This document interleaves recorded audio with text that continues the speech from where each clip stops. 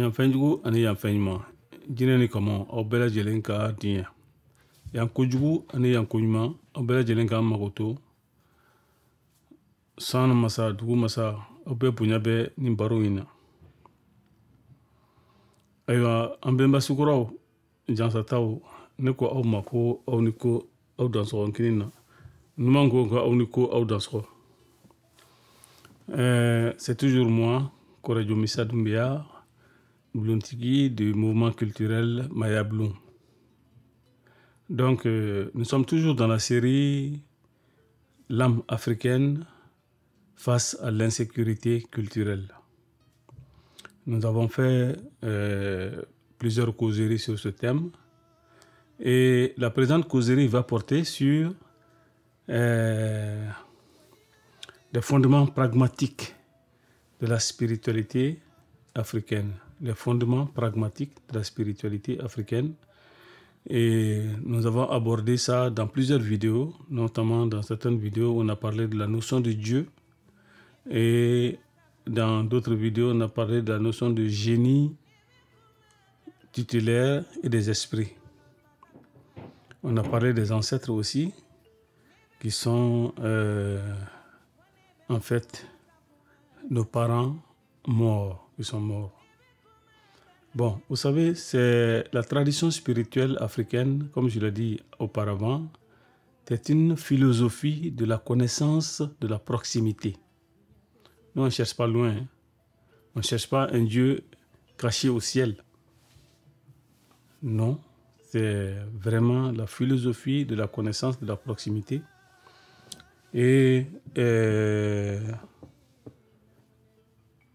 cette proximité commence déjà par notre maman et notre papa. Donc, comme aspect pratique de la spiritualité, vous devez considérer votre maman comme une déesse et considérer votre père comme un dieu dans la spiritualité africaine. Et tous ceux qui sont avant eux, c'est-à-dire votre grand-père, votre grand-mère, des deux côtés. Souvent, on se demande, est-ce que si nos parents sont ceci, cela, mais quel que soit leur défaut, même si votre maman n'est pas la meilleure personne du monde, vous devez quand même la considérer comme une déesse.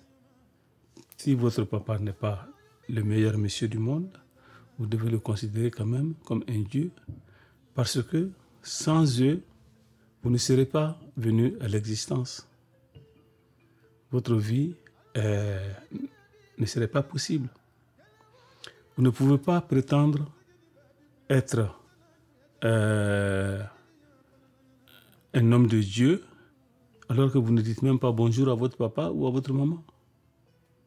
Vous ne pouvez pas prétendre être un homme de Dieu alors que vous ne respectez pas les traditions de vos ancêtres.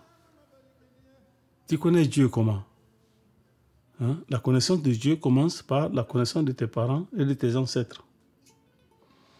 Voilà le premier aspect. Le deuxième aspect, c'est, je vous ai parlé des égrégores. Il faut que vous nourrissez vos égrégores de façon constante. Il faut nourrir les égrégores parce que chez nous, les esprits sont des égrégores. L'esprit est un égrégore chez nous et c'est pour ça qu'il faut le nourrir constamment avec des offrandes, avec des paroles, avec des sacrifices pour maintenir ce contact permanent. Même si c'est là que le contact doit se maintenir à travers ces égrégores-là. Et ces égrégores-là, on les rencontre avec les ancêtres, avec les génies, dans un hôtel ou un sanctuaire. Bon, dans la précédente vidéo, je vous ai parlé aussi de ce que c'est qu'un hôtel ou de ce que c'est qu'un sanctuaire. C'est tout simplement un endroit que vous avez aménagé pour pouvoir rencontrer vos ancêtres, pour pouvoir parler aux égrégores, les nourrir. Et ces sanctuaires-là, je vous avais dit qu'ils pouvaient être des sanctuaires individuels, privés même dans votre chambre à coucher. Ça peut être familiale, clanique ou nationale. On peut même dire continentale. Parce que au jour d'aujourd'hui, Mayablo a un sanctuaire, on peut considérer comme un sanctuaire mondial. Tout le monde peut venir faire ses offrandes, des libations à notre sanctuaire sacré à nous. Donc, c'est important que nous réhabilitons ces sanctuaires-là. Et c'est pour ça, une de mes demandes est de demander aux autorités africaines de nous donner des espaces pour que nous puissions aménager nos sanctuaires en ville, en pleine ville, tout comme les églises existent, tout comme des mosquées existent en ville. Il n'est pas concevable pour nous que Bamako, la ville de Bamako seule, ait plus de 2000 mosquées et qu'il n'y ait pas un seul sanctuaire dédié à nos traditions. C'est illogique, c'est inadmissible, c'est inacceptable.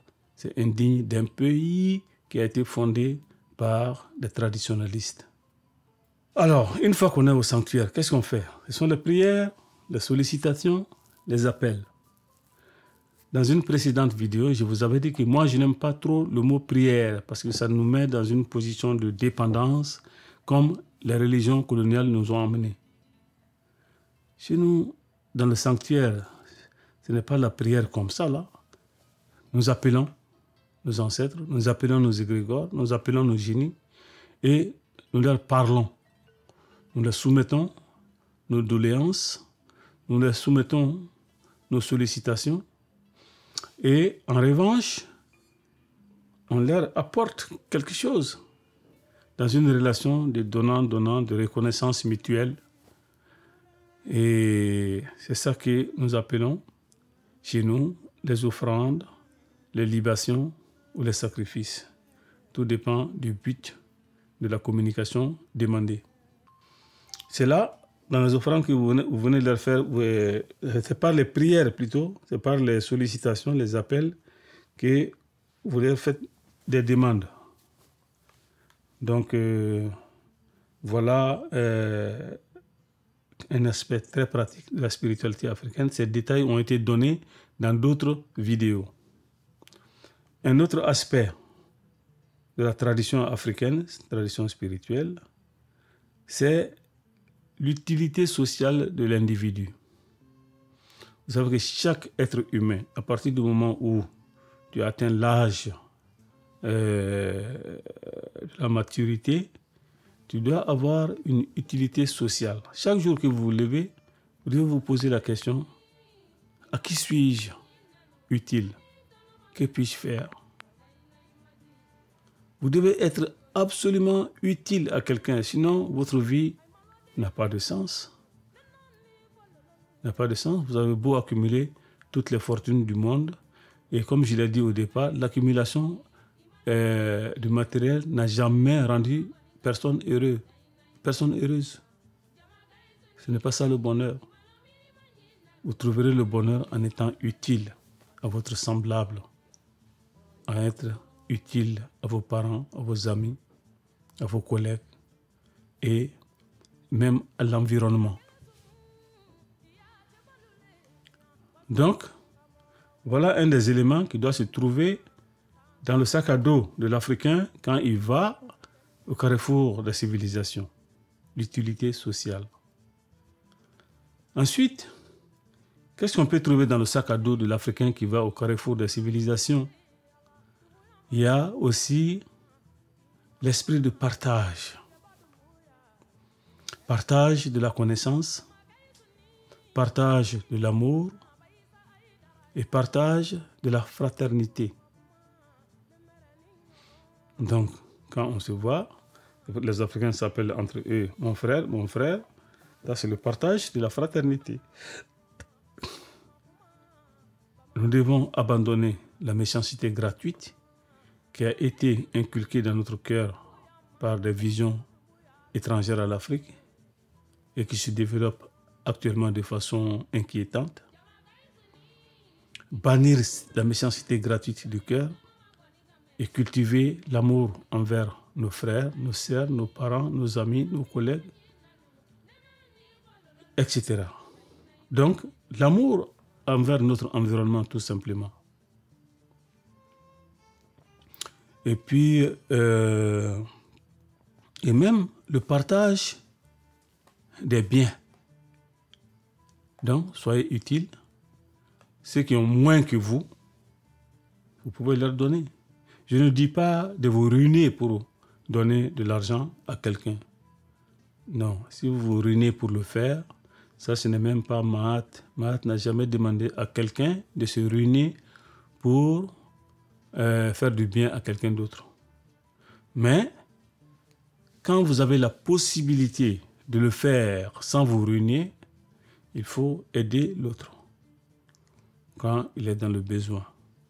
Que cet autre-là soit un parent à vous, que cet autre-là soit un ami, un collègue, ou même une personne que vous ne connaissez pas. Et là, vous êtes en phase avec l'environnement. Vous remplissez votre contrat avec l'environnement. Le partage.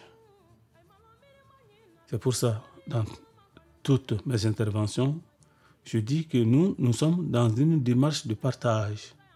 Nous allons partager la fraternité entre nous d'abord, Africains. Ensuite, quand notre maison sera suffisamment pacifiée, suffisamment développer l'amour, nous allons partager la fraternité avec les autres peuples qui ne sont pas nos ennemis. Je l'ai dit à plusieurs reprises, aucun peuple n'est ennemi d'un autre. Le paysan français n'a absolument rien contre le paysan malien. Le paysan burkinabé n'a absolument rien contre le paysan allemand. Le paysan camerounais n'a rien contre le paysan américain. Non. Ces peuples, ils n'ont rien les uns contre les autres. Mais ce sont les politiciens dévoyés qui mettent les peuples les uns contre les autres. Mais nous, on ne va pas rentrer dans cette démarche et nous allons continuer à cultiver la fraternité. Mais cette fois-ci, ce n'est pas une ouverture aveugle. Donc, nous n'avons de haine envers personne. Nous n'avons pas de bâton de vengeance. Si nous en avons, on va utiliser ce bâton comme autre chose, comme une canne pour marcher et non pour frapper quelqu'un. Mais nous voulons être nous-mêmes d'abord. Et pour être nous-mêmes, alors il convient de connaître les cultes africains. Beaucoup me demandent, je vais être initié, quelles sont les initiations qui existent? Mais les gens parlent d'initiation même sans savoir qu'est-ce que c'est. Certains pensent que quand on parle d'initiation, tu viens, tu as des connaissances magiques et voilà, tu reviens. Ah non. L'initiation, ce n'est même pas un mot africain. Ça vient des associations sectaires extra-africaines, ce mot-là. Sinon, il est préférable de dire l'école africaine. L'école africaine des savoirs. Et ces écoles-là sont nombreuses. Chez tous les peuples africains, avant les envahisseurs, tous les peuples africains avaient ces écoles-là. Et moi, je peux vous parler des écoles du Mali. Parce que moi, j'ai été initié à ces écoles-là. Donc, depuis que j'étais gamin, depuis l'âge de 7 ans, j'ai fait l'école d'une Domo. Ça, c'est une école initiatique réservée aux petits garçons de 7 ans jusqu'à la circoncision. Et après la circoncision, j'ai été initié au Komo. Et j'ai fait ça jusqu'à ce que je finisse mes études, jusqu'à ce que je finisse l'université. Et après, par ma démarche personnelle, dans ma passion de retourner aux ancêtres, je suis allé m'initier à la confrérie des chasseurs guerriers du Mandé, qu'on appelle Donsoya. Et ça fait 22 ans que je suis dans cette confrérie. Aujourd'hui, en 2021. Après, je me suis initié à une autre société initiatique culturelle qui s'appelle le Do chez les Bamana. Do. Il existe encore au Bélédougou. je me suis initié au Gouan et au Nya. Donc, voilà 6 sociétés initiatiques. Et quand on regarde, les gens veulent savoir qu'est-ce qu'il y a dans ça. C'est des questions mal placées parce qu'on ne peut pas expliquer réellement ces sociétés-là en dehors d'elles. Et comme leur nom même indique, c'est des sociétés initiatiques. Certains même disent des sociétés secrètes. Parce que, à part le Donsoya qui est ouvert à tout le monde, si on dit tout le monde, il s'agit des différentes différentes ethnies de l'Afrique, hein, pas les peuples qui viennent d'autres continents. Mais entre les différentes ethnies de l'Afrique, il n'y a pas de ségrégation. Tout le monde, que tu sois Peul, Dogon, Ekan, Ewando, Bamoun, Beti, Wolof, Germain et tout, tu peux être Donso. Les ancêtres n'ont pas mis de limitation. Mais au moment où ils disaient ces règles-là, ils n'avaient pas pris connaissance de la violence des autres peuples envers nous. Donc, voilà les restrictions. Mais dans toutes les autres sociétés secrètes, il y a des restrictions. Il y a des restrictions d'ordre ethnique, parce que si tu n'appartiens pas à certaines ethnies, tu ne peux pas aller dans certaines sociétés. Mais nous, on ne fait pas ça au Comores. Tous les hommes initiés, tous les hommes africains circoncis peuvent se faire initier chez nous. Et puis, il y a des conditions d'ordre sexuel, c'est-à-dire qu'il y a certaines sociétés qui sont réservées au sexe masculin, d'autres sociétés sont réservées au sexe féminin. Ce qui appartient aux femmes, les hommes ne sont pas admis là-bas. Et ce qui appartient aux hommes, exclusivement, les femmes ne sont pas admises là-bas, et inversement. Mais chacun se respecte. Quand la cérémonie des hommes se passe, les femmes les respectent. Quand la cérémonie des femmes se déroule, les hommes les respectent scrupuleusement. Et comme c'est des sociétés de secret, on ne peut pas dire le contenu, sinon il n'y aura plus de secret là. Mais globalement, il faut savoir que c'est notre école traditionnelle. C'est là qu'il y a les grands enseignements de la vie, notamment au Comores, qui enseignent les grandes philosophies de la vie, qui enseignent la suprascience, parce que j'ai envie de vous faire une révélation, ce qu'on appelle aujourd'hui l'informatique, l'automatique, tout ce qui est digital. Savez-vous que ça vient du Comores, du Comores Bamana? Eh oui. Dans la société traditionnelle ancienne, les grands Comores, parce que le Comores était un culte très très très ancien, beaucoup plus ancien que l'Égypte pharaonique. Et le Komotiki, il faisait la divination avec des signes. C'était une écriture avec un trait, deux traits. L'alphabet était composé seulement de ça. Un trait, deux traits. 1, 2, 1, 2. Et on faisait une mathématique combinatoire. 1 plus 1 ou bien 2 plus 2. Donc on obtient soit un chiffre pair, soit un chiffre impair. Et avec ça, le maître de Comores, il pouvait tracer sur le sable un thème géomantique, c'est-à-dire quelqu'un qui vient lui poser un problème. Et il arrivait à voir à travers les signes qu'est-ce qui va se passer dans l'avenir. Donc c'était un lecteur d'avenir, faire des pronostics dans l'avenir, c'est très sûr. Donc cette géomancie-là qu'on appelle chez les Bamana Tienda, il a 3 branches. Le premier, il s'appelle 'Tienunkuruni, et puis la trou. Mais qu'est-ce qui s'est passé dans l'histoire? Je vous ai dit que les Arabes sont venus chez nous depuis le 6e siècle et depuis le 7e siècle.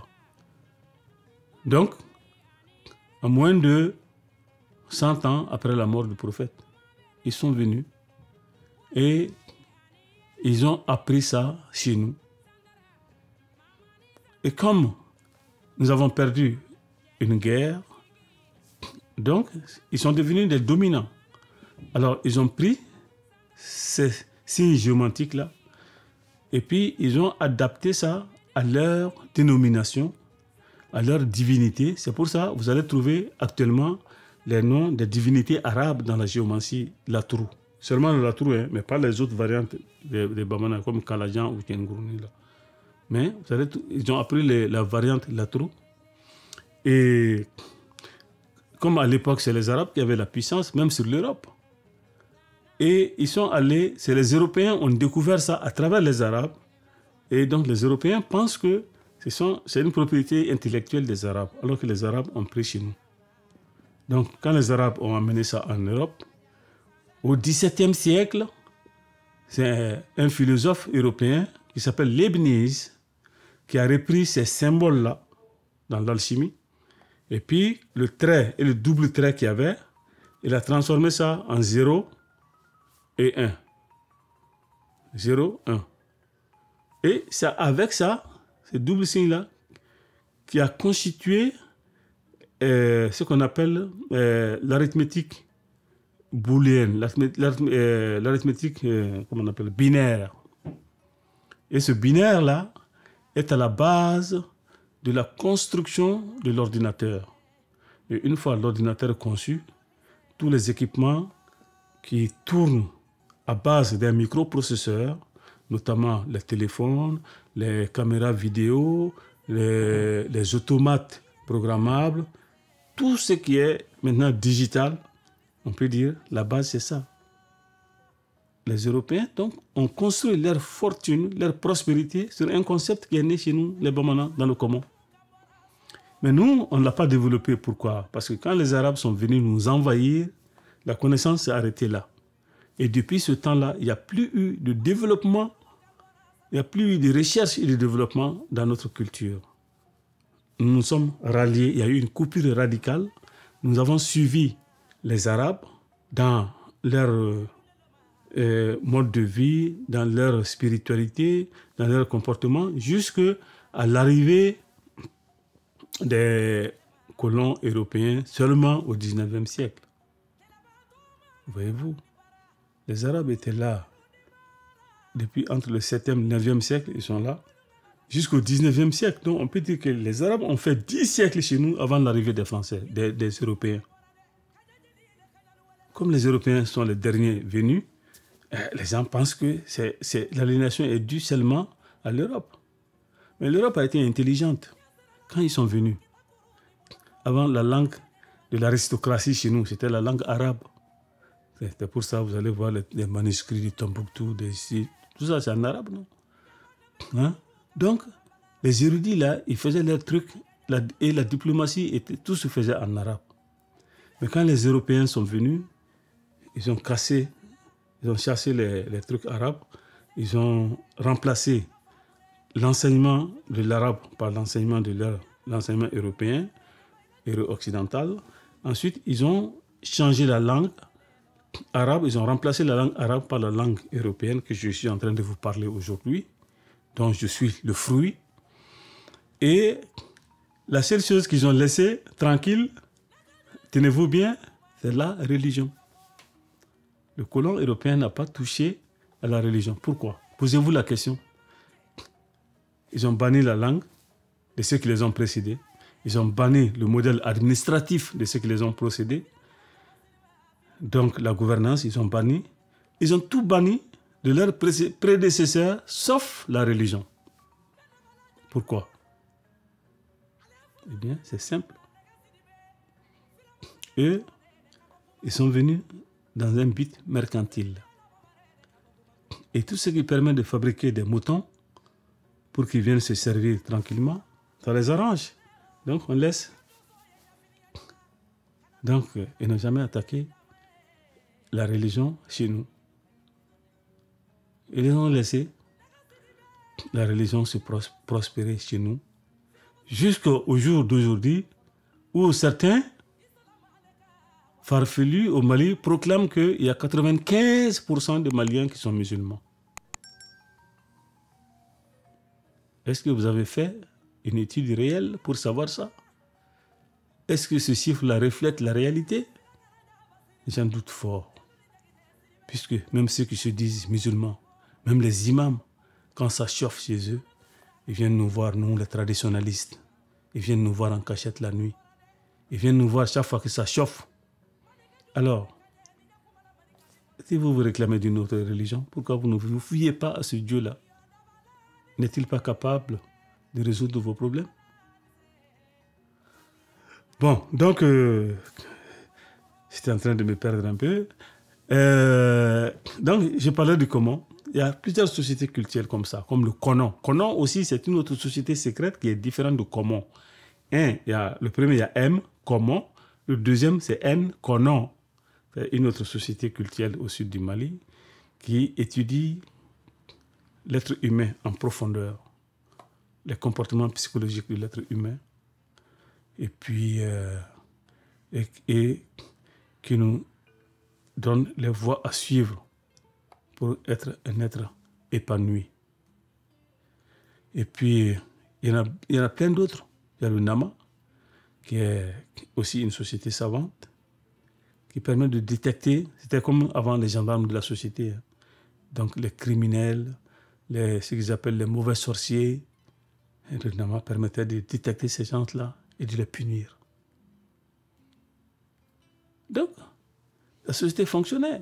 Elle n'avait pas besoin de gendarmes, de policiers, de juges, toutes ces fonctions-là, magistrats, policiers, juges, tous les instruments de répression de l'État, de justice et de répression de l'État moderne étaient représentés dans ces institutions-là. Nous les avons abandonnés en bloc.